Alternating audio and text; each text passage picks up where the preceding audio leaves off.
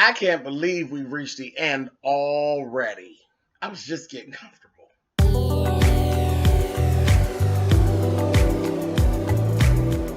And I'm like, come on through, Cookie. I'm going up on my soapbox. That's basically it. Let's talk about drag in all its forms.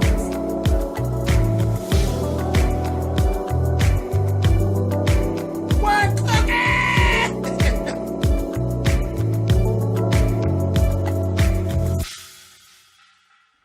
Hey guys, thanks so much for clicking on the video. This is the season finale of The Quad.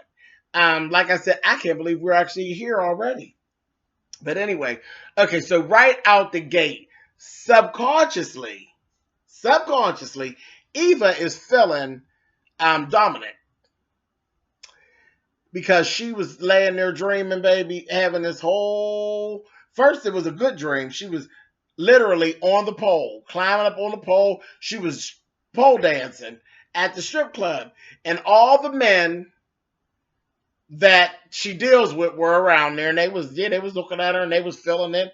Everybody was there, Carlton and Cecil Diamond, and they were all over there looking at her, eyeballing her down, honey. I said, oh, here we go. So I'm like, I know this is a dream sequence. And then they got to throwing money and making it rain, and that bitch was spinning and twirling her head on her good piece of hair. Then shit switched up. Then you start seeing a sprinkle of the women as well that she deals with on a daily basis. Seeing a couple of them sprinkled in. And then you start seeing the men laughing at her.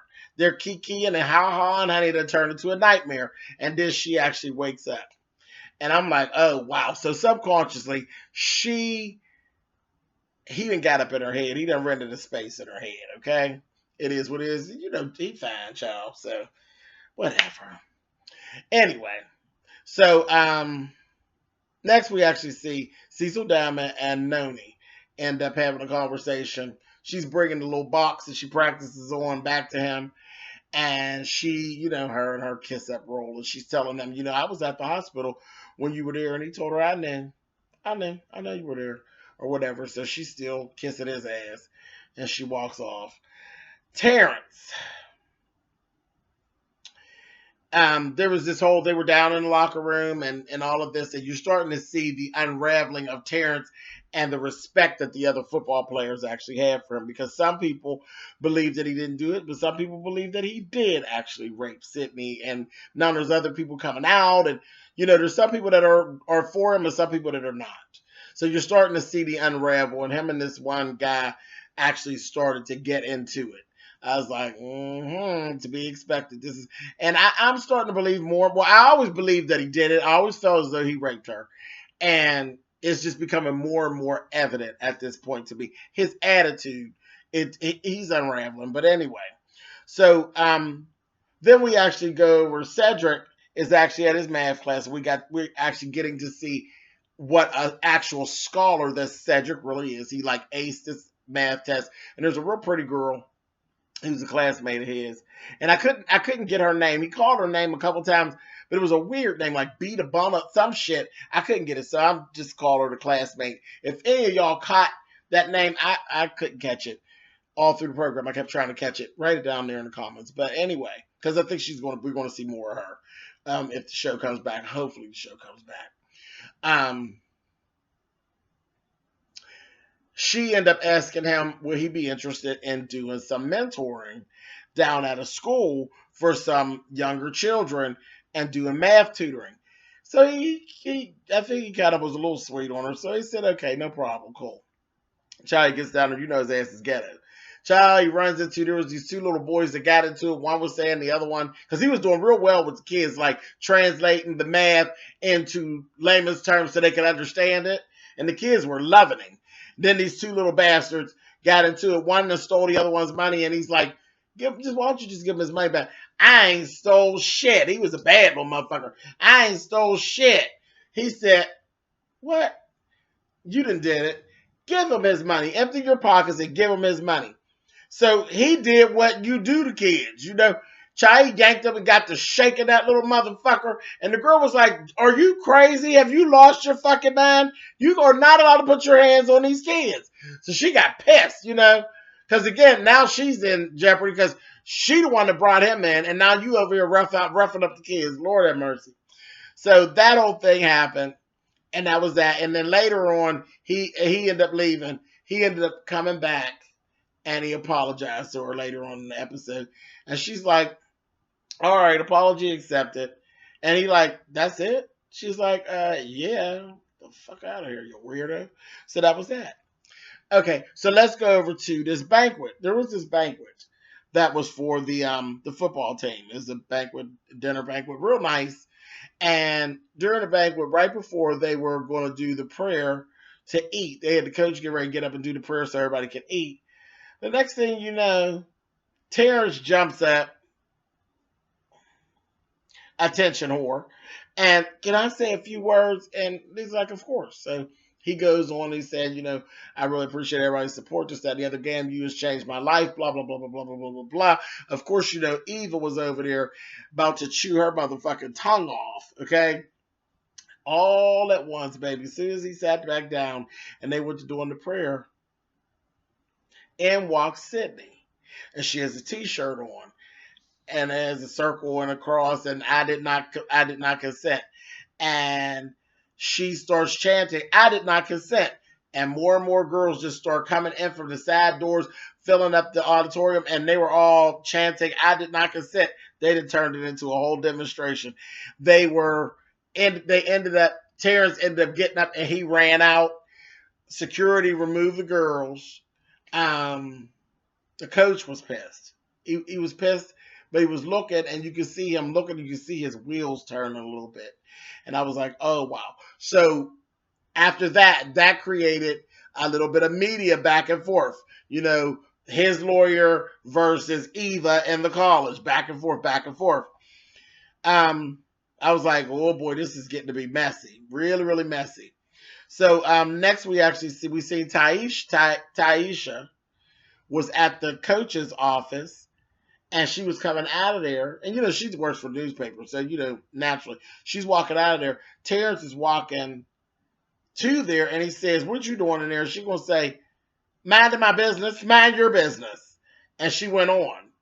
I was like, "Okay," and went on. And the more I'm looking at him, I keep saying, "You looking awful goddamn guilty to me." All right. So after that, let's talk about another confrontation that actually went on. And closed up a little piece that was going on. Noni versus Ebony. Noni comes to Cedric's apartment. Ebony was there, and she opened the door. She's like, "Cedric's not here, and Cedric's not here, and the roommate's gone too. Ain't neither one of them here. Goodbye." I was closing the door. She's like, "No, no, no, I came to see you." So they go back and forth. And she's telling her no. She's like, "You don't understand. I did this for you. I joined, and I got rid of Danny." And she explained to her how she stole the phone and how she set him up and all that. She said, "I did that for you. Danny's gone, and I did that for you." And she looked at her and was like, "Well, that's big. Yeah, you got back at him. That's big." And she kind of still on the fence with it, like, "Yeah, that's kind of commendable, bitch, but you helped yourself out in the process too." Yes, she really did. I didn't really bad, but Ebony hugged her and they kind of squashed it right there. But Noni, bitch, you're a snake in the grass. As far as I'm concerned, I still think she's a snake in the grass. What do you all think? Leave it down in the comments. I'll be real. I want to hear what you all think of Noni. Okay, so now let's talk about this. Let's talk about Jason, the boy toy.